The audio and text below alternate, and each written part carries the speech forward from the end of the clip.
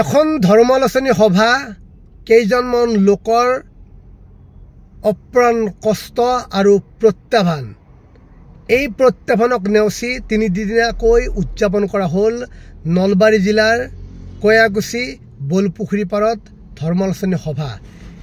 এই যে সনাতন ধৰ্মালোচনী সভাখন আছে, এই সভাখন যেতিয়া 63 বছৰত ভৰি দিছিল তেতিয়া বহু কষ্ট কৰি এই সভাখন উদযাপন কৰিবলৈ সম্পাদক মৃণাল কুমাৰ দাস আৰু সভাপতি হলধৰ কলিতা আৰু কাৰ্যকাৰী সভাপতি জয়ন্ত কলিতা এইসকল উদ্যোক্তাই যথেষ্ট প্ৰত্যাহ্বানৰ সন্মুখীন হ'ব লগা হৈছিল আৰু যথেষ্ট প্ৰত্যাহ্বানৰ সন্মুখীন হৈ তেওঁলোকে এই সভাখন উদযাপন কৰি ৰাইজক কিছু আমোদ দিবলৈ চেষ্টা অব্যাহত ৰাখিছিল।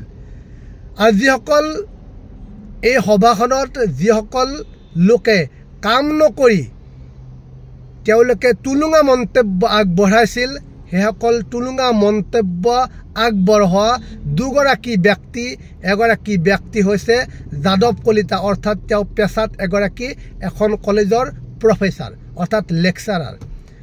অন্য এগৰাকী ব্যক্তি নাম প্ৰভাত কলিতা, তেওঁ এগৰাকী পেছাত শিক্ষক। এই দুগৰাকী ব্যক্তিক মই এই ভিডিঅ'ৰ যোগেদি ৰাজহুৱাভাৱে প্ৰত্যাহ্বান জনাইছোঁ, তেওঁলোকৰ যদি দম আছে তেওঁলোকে এনেকুৱা এখন ধৰ্মালোচনী অৰ্থাৎ সনাতন ধৰ্মালোচনী সভা উদযাপন কৰি দেখুৱাওক।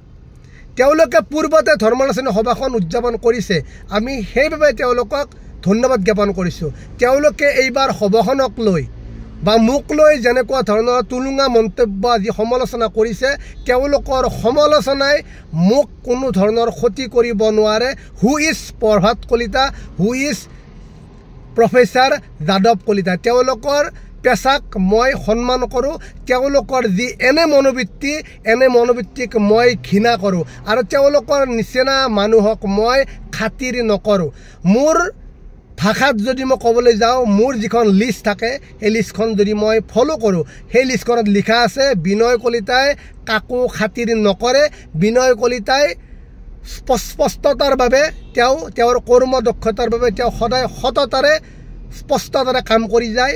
সেই কামৰ বাবে যদি কাৰোবাৰ কিবা ক্ষতি হয় সেইটো কোনো ধৰণৰ কথা হ'ব নোৱাৰে। ক্ষতি হ'লেও মই সেইটোলৈ কোনো ধৰণৰ চিন্তা কৰা নাই। আৰু মই প্ৰভাত কলিতা আৰু যিগৰাকী যাদৱ কলিতা তেওঁলোকক প্ৰত্যাহ্বান জনাইছোঁ। তেওঁলোকে বিনয় কলিতাই কেনেকৈ ডক্টৰেট ডিগ্ৰী পাবলৈ সক্ষম হ'ল, বিনয় কলিতাখন সভাখনৰ বাবে কি কৰিছে, সেয়া মই নিজে ক'বলগীয়া কথা নহয়, অন্য লোকে ক'ব মই কি কৰিছোঁ বা মই কি কৰা নাই। আজি যাদৱ কলিতা আৰু প্ৰভাত কলিতাই কিয় এটা চুকৰ কোণাত বহি থাকিব লগা হৈছে, তেওঁলোকক কিয় এখন মঞ্চ দিয়া নহ'ল? তেওঁলোকেতো পূৰ্বতে সভাখন জড়িত আছিল, তেওঁলোকৰ পূৰ্বতে সভাখনৰ লগত জড়িত থাকি তেওঁলোকে কাম কৰিছিল, তেওঁলোকক কিয় সন্মান দিয়া নহ'ল? তেওঁলোক সন্মান দিব লাগে। তেওঁলোকৰ এনে অশ্লীল মন্তব্য, তেওঁলোকৰ এনে তুলুঙা মন্তব্যই ইতিমধ্যে বিভিন্নজনক ক্ষতি কৰি আহিছে।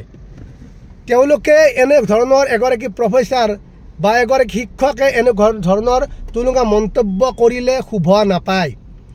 মই প্ৰভাত কলিতা আৰু যাদৱ কলিতাক প্ৰত্যাহ্বান জনাইছোঁ, তেওঁলোকৰ যদি দম আছে তেওঁলোকে মোৰ লগত সততাৰে কথা পাতিবলৈ চেষ্টা কৰক। তেওঁলোকৰ দম নাই, আৰু তেওঁলোকৰ এইবাবে দম নাই, তেওঁলোকৰ নিকৃষ্ট মনৰ তেওঁলোকৰ মানুহ বাবে আজি তেওঁলোকে তেনেকৈ থাকিব লগা হৈছে। তেওঁ নিকৃষ্ট মনৰ মানুহ, তেওঁলোকে সভাখন উদযাপন কৰিছিল যদি তেওঁলোকৰ কোনো তাত কিবা জড়িত হৈছিল, স্বাৰ্থ জড়িত হৈছিল প্ৰভাত কলিতাহঁতৰ নিচিনা ব্যক্তিসকলৰ। ঠিক তেনেদৰে যিগৰাকী আজি সভাখনৰ সভাপতি হলধৰ কলিতাৰ কোনো ধৰণৰ নিস্বাৰ্থভাৱে সভাখনত জড়িত হৈছে হলধৰ কলিতাই।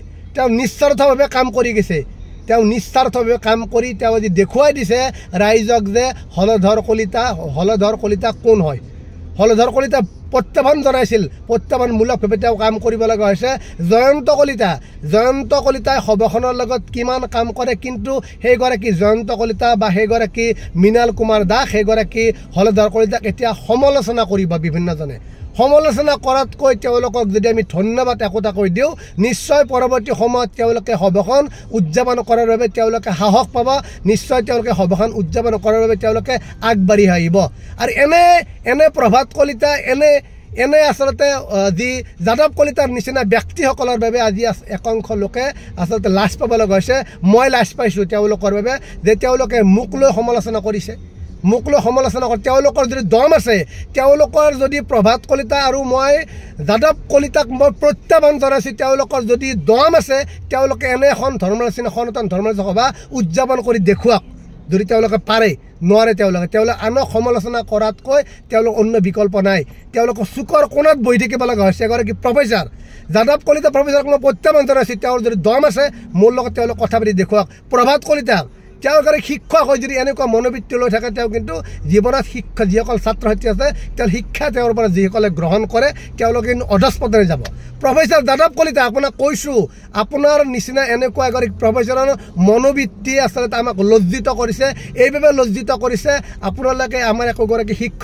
শিক্ষাগুৰুৱে কোনোদিনে নিজৰ ছাত্ৰক সমালোচনা নকৰে শিক্ষাগুৰুৱে নিজৰ ছাত্ৰক লৈ গৌৰৱ কৰক আপোনালোকে গৌৰৱ কৰিবলৈ শিকক যদি আপোনালোকে গৌৰৱ কৰিবলৈ নিশে আপোনালোকৰ কিন্তু পৰৱৰ্তী সময়ত আপোনালোকৰ কিন্তু ভয়ংকৰ অৱস্থা হ'ব আৰু আপোনালোকে মোৰ নিচিনা বিনয় কলিতা আপোনালোকৰ প্ৰভাত কলিতা আৰু আপোনাৰ নিচিনা যাদৱ প্ৰফেচাৰক ঘণ্টা বুলি নাভাবে ঘণ্টা বুলি ক'লে মই আপোনালোক খাতিৰ নকৰোঁ আপোনালোকৰ দম নাই মোৰ লগত পাংগা ল'বলৈ আৰু মই কিমানৰ মানুহ এইটো সকলোৱে জানে আৰু আপোনালোকে মোৰ নিচিনা হ'ব লাগিলে আপোনাৰ হয়তো চাকৰি কৰেতো মই এটা প্ৰাইভেট কাম কৰোঁ চাকৰি কৰে আপোনাৰ মনত থাকিলে আপোনালোকে চাকৰিয়াল সেইটো কৰি মনত পাহৰি নাযাব মোৰ কিন্তু আপোনালোকে একো কৰিব নোৱাৰে আপোনালোক কিন্তু বহু কিবা কানি কৰিব পাৰে তো মনত ৰাখি থাকিব আপোনালোক সমালোচনা কৰি ৰাখি বাদ দি আপোনালোকে ৰাইজক দিহা পৰামৰ্শ দিয়ক কাৰণ আপোনালোক আগস্থানত থকা ব্যক্তি আপোনালোকক সকলো সন্মান কৰি শিক্ষাগুৰু বুলি কয় সেইসকল প্ৰফেচাৰ বা সেইসকল শিক্ষক যি এনেকুৱা ধৰণৰ বিৰূপ মন্ত্ৰ সমালোচনা কৰে আমি আচলতে লাজ পাইছোঁ আৰু মই প্ৰভাত কলিতা আৰু যাদৱ কলিতাক প্ৰত্যাহ্বান জনাইছোঁ তেওঁলোকে মোৰ লগত কথা পাতিবলৈ যদি তেওঁলোকৰ দম আছে আৰু তেওঁলোকে পাতক আৰু তেওঁলোকৰ দম আছে এনেকুৱা এখন সভা উদযাপন কৰি দেখুৱাওক জয়ন্ত কলিতাক বিভিন্নজনে সমালোচনা কৰে জয়ন্ত কলিতাক সমালোচনা কৰি লাভ নাই জয়ন্ত কলিতাৰ কালি মাইকৰ ফোনটোত তেওঁ কথা ক'বলৈ সক্ষম নাই এইভাবে তেওঁৰ মাতটো ভাঙি গৈছে তেওঁ মাত নাই তেওঁৰ মাত নোহোৱাকৈ মৃণাল কুমাৰ দাস বা হলধৰ কলিতাই যিমান কষ্ট কৰি সভাখন উদযাপন কৰিছে তেওঁলোকক আমি সমালোচনা কৰাতকৈ তেওঁলোকক আমি ধন্যবাদ দিব লাগে তেওঁলোকক আমি ৰাইজৰ ওচৰত নি তেওঁলোকক একোখনকৈ ফুলেন গামোচা দিব লাগে এইভাবে দিব লাগে তেওঁলোকে এইবাৰ 63 বছৰৰ মূৰত যিখন 62 বছৰৰ মূৰত যিখন 63 বছৰ সনাতন ধৰ্মালোচনী সভা উদযাপন কৰা হৈছে এই সভাখনক লৈ আমি আচলতে গৌৰৱ অনুভৱ কৰিছোঁ কাৰণ ৰূপালী জয়ন্তী বৰ্ষ আমাৰ সভাখন হৈ গ'ল কিন্তু ৰূপালী জয়ন্তী বৰ্ষত এইবাৰ যেনেকুৱা ধৰণৰ সভাখন উদযাপন কৰা হ'ল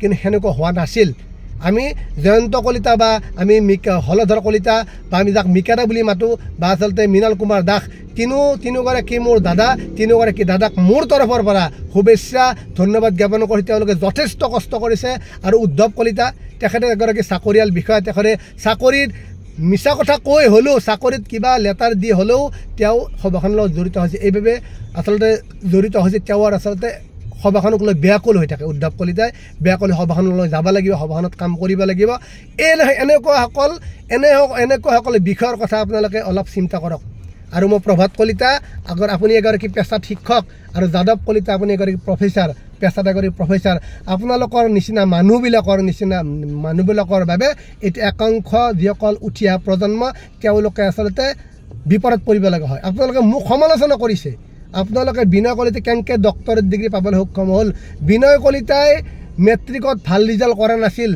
বিনয় কলিতাই কিন্তু এতিয়া বিনয় কলিতাই সন্মুখত ডক্টৰ লিখিব পাৰে সেইটোক লৈ আপোনালোকে গৌৰৱ কৰিব লাগিছিল আপোনালোকে তাকে নকৰি সমালোচনা কৰিছে চাওক কেনেকুৱা ধৰণৰ নিকৃষ্ট মনৰ মানুহ প্ৰভাত কলিতা আৰু যাদৱ কলিতা তেওঁলোকক মই প্ৰত্যাহ্বান জনাইছোঁ তেওঁলোকৰ দম আছে নেকি দমটো নাই তেওঁলোকৰ আৰু তেওঁলোকে এটা কথা মনত ৰাখি থোৱাটো ভাল যে তেওঁলোক একোগৰাকী ৰজা ঘৰিয়াৰ তেওঁলোকৰ কৰ্মচাৰী মই কিন্তু ৰজা ঘৰিয়াৰ কৰ্মচাৰী নহয় মই হৈছোঁ এগৰাকী প্ৰাইভেট কোম্পানীত কাম কৰা এগৰাকী সততাৰে কাম কৰা সাংবাদিকতা কৰি আছোঁ আৰু এই সাংবাদিকতাৰ ধাৰাৰে নিজকে কিমান আগুৱাই নিবলৈ চেষ্টা অব্যাহত ৰাখিছোঁ হয়তো আপোনালোকে উপলব্ধি কৰিব নোৱাৰিব আমি বহুত কষ্ট কৰিছোঁ এই কথা দলুৱাৰ গীতবস্যাই জানে মই কিমান ষ্ট্ৰাগল কৰি পেলাই আজি এই পৰ্যায় পাইছোঁ আৰু তাক লৈ তাকে নকৰি আপোনালোকে সমালোচনা কৰিছে এটা চুকত বহি বিনয় কলিতাই কেনেকৈ ডক্টৰেট ডিগ্ৰী পালে সেই সমালোচনা নকৰাতকৈ বিনয় কলিতাক আপোনালোকে ক'ব লাগিছিল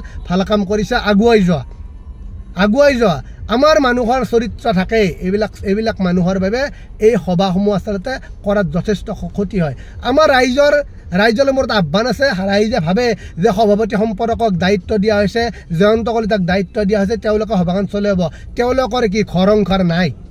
তেওঁলোকে সভাখনৰ বাবে কৰি থাকিব, চবখিনি কৰি থাকিব নে জয়ন্ত কলিতা, নে হলধৰ কলিতা, নে মৃণাল কুমাৰ দাসে সভাখন চলোৱাৰ বাবে অন্যান্য খৰচৰ শীতনত কিবা ধন লিখিছে? তেওঁলোকে নিজৰ হাতৰ ধনেৰে সকলো কাম কৰিছে। সেইবাবে পুনৰ জয়ন্ত কলিতা আৰু হলধৰ কলিতা আৰু মৃণাল কুমাৰ দাসক মই ধন্যবাদ জনাইছোঁ। তেওঁলোকে পৰৱৰ্তী সময়তো এনেদৰে অপ্ৰাণ চেষ্টা কৰি ৰাইজক যি প্ৰত্যাহ্বান জনাই, ৰাইজৰ প্ৰতি তেওঁলোকৰ যি আস্থা, সেই আস্থাৰ প্ৰতি সঁহাৰি জনাইছোঁ। তেওঁলোকক সমালোচনা নকৰাতকৈ আমি ধন্যবাদ দিব লাগে। পৰৱৰ্তী সময়ত তেওঁলোকে ইয়াতকৈ সুন্দৰকৈ সভাখন উদযাপন কৰিব পাৰিব বুলি মই পুনৰ এই আচলতে যি প্ৰভাত কলিতা আৰু যাদৱ কলিতাক মই প্ৰত্যাহ্বান জনাইছোঁ। তেওঁলোকৰ যদি দম আছে, এনেকৈ ২৪ বছৰ সংখ্যাৰ যিখন আহিবলৈ ধৰ্মনিষ্ঠ সভা তেওঁলোক উদযাপন কৰি দেখুৱাওক। তেতিয়া তেওঁলোকৰ ওচৰত মই শৰণ ল'ম, তেওঁলোকক মই চেলুট মাৰিম। কিন্তু এতিয়া মই প্ৰভাত কলিতা আৰু যি যাদৱ কলিতাক মই কোনো ধৰণৰ খাতিৰ নকৰোঁ। তেওঁলোক একো নহয় বুলি ভাবোঁ মই।